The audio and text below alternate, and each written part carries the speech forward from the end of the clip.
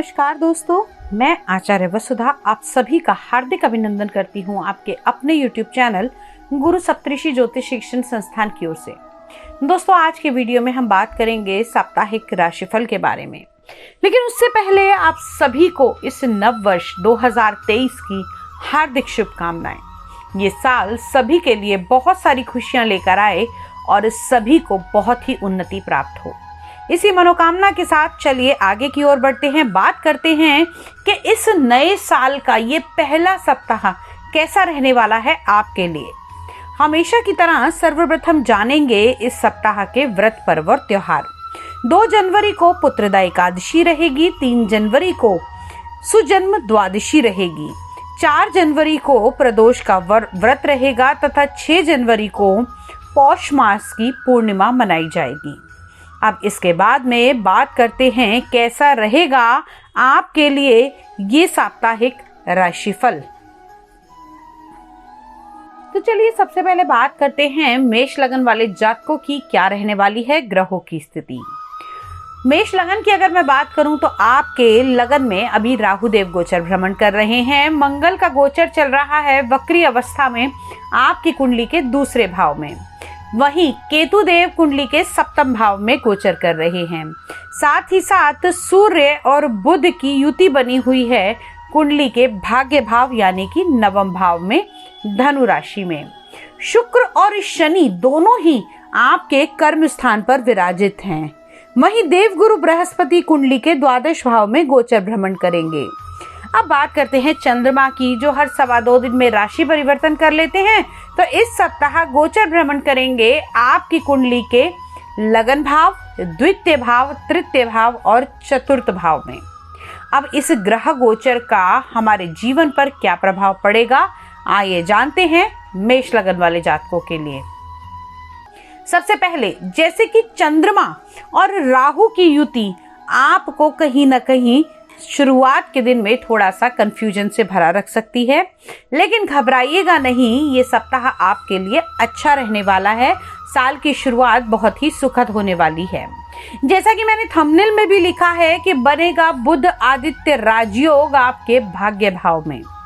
जी हाँ, इससे जुड़ा हुआ यानी कि आपके पंचम भाव के स्वामी नवम भाव में विराजमान हैं। जब भी त्रिकोण के एक भाव के स्वामी दूसरे त्रिकोण के भाव में जाकर विराजमान होते हैं वो बहुत ही शुभ माना जाता है, और वो भी बुध आदित्य राजयोग के साथ में। तो ये सप्ताह पढ़ने वाले बच्चों के लिए बहुत ही शुभकारी रहने वाला है।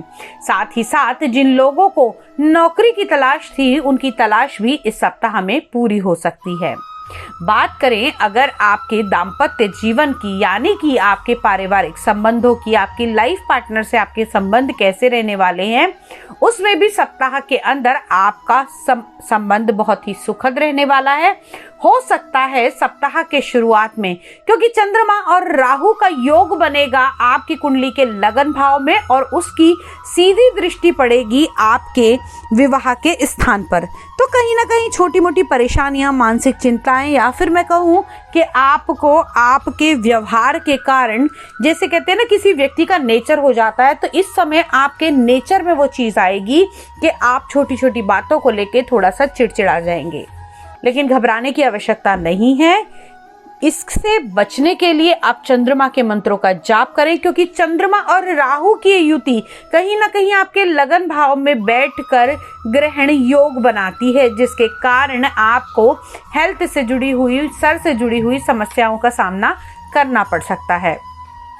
अब बात कर लेते हैं आप लोगों के कारोबार के बारे में। कुंडली के दशम भाव से हम व्यवसाय, फैक्ट्री इत्यादि को देखते हैं।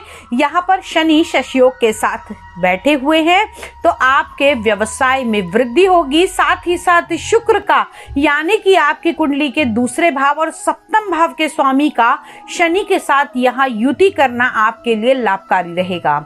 इस सप्ताह में आप लोग अगर किसी भी पार्टनरशिप के बिजनेस से जुड़े हुए हैं, किसी मर्चेंटाइल के बिजनेस से जुड़े हुए हैं, कम्युनिकेशन का काम करते हैं, किसी प्रकार की सेवाएं प्रदान करते हैं, सौंदर्य प्रसाधन से जुड़े हुए हैं, तो ये सप्ताह आपके लिए बहुत ही लाभपूर्ण रहने वाला है। साथ ही साथ सप्ताह में आपको छोटी मोटी यात्राएं करने का योग बनेगा।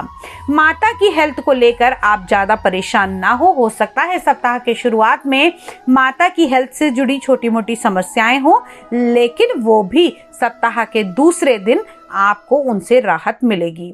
साथ ही साथ पिता का पूर्ण स्नेह प्राप्त होगा और जो व्यक्ति अपने पिता के बिजनेस को संभाल रहे हैं उनके लिए भी ये सप्ताह बहुत ही लाभपूर्ण रहने वाला है। अगर आप विदेशी कंपनियों के साथ काम कर रहे हैं तो थोड़ा सा संभल कर इन्वेस्टमेंट कीजिएगा, क्योंकि इस समय आपके 12वें भाव के यानी विदेश भाव के स्वामी की दृष्टि पड़ रही है आपके 6ठे भाव और आपके 8म भाव पर। कहते हैं देवगुरु बृहस्पति जहां भी दृष्टि डालते हैं उसके शुभ फलों को बढ़ा देते हैं। तो अगर हम बात करें तो इस सप्ताह में आप लोगों को कहीं ना कहीं पैसे की भी प्राप्ति हो सकती है।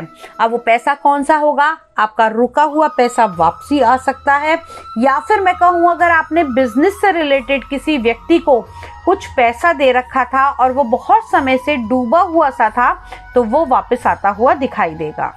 ये सप्ताह आपके लिए ओवरऑल बहुत ही शुभ रहने वाला है। साथ ही साथ इस सप्ताह में लकी नंबर आपके लिए रहेगा नंबर 9 और लकी कलर आप लोगों के लिए रहेगा डार्क रेड कलर। दोस्तों, ये तो थी ओवरऑल गणना मेष लगन वाले जातकों के लिए, लेकिन हर व्यक्ति के अपने अलग कर्म, अलग कुंडली, अलग ग्रह, अलग नक्षत्र और अलग ही दशा होती है। इसके अनुसार यदि आप इस साल का वर्षफल बनवाना चाहते हैं या फिर अपनी कुंडली का विश्लेषण करवाना चाहते हैं तो आप हमें हमारे नंबर पर संपर्क कर सकते हैं, हमसे जुड़ सकते हैं। नए साल की खुशी में आपको लोगों के लिए एक छूट दी जा रही है। आपके किसी भी एक सवाल का जवाब मैं अपने लाइव शो के दौरान अवश्य करूंगी। इससे जुड़ने के लिए आप हमारे चैनल से जुड़े रहिए। आपको पता लग जाएगा कि मैं लाइव टेलीकास्ट कब करने वाली हूँ। वहां आप अपनी कुंडली दिखाकर मुझसे सवाल पूछ सकते हैं। अगले वीडियो में फिर से मिलने का वादा करके साथ ही साथ astrology, tarot card reading, numerology, वास्तुशास्त्र कुछ भी आप सीखना चाहते हैं तो आप हमारे संस्थान में हमसे बात कर सकते हैं, हमसे जुड़ सकते हैं। तब तक के लिए जय मां भगवती।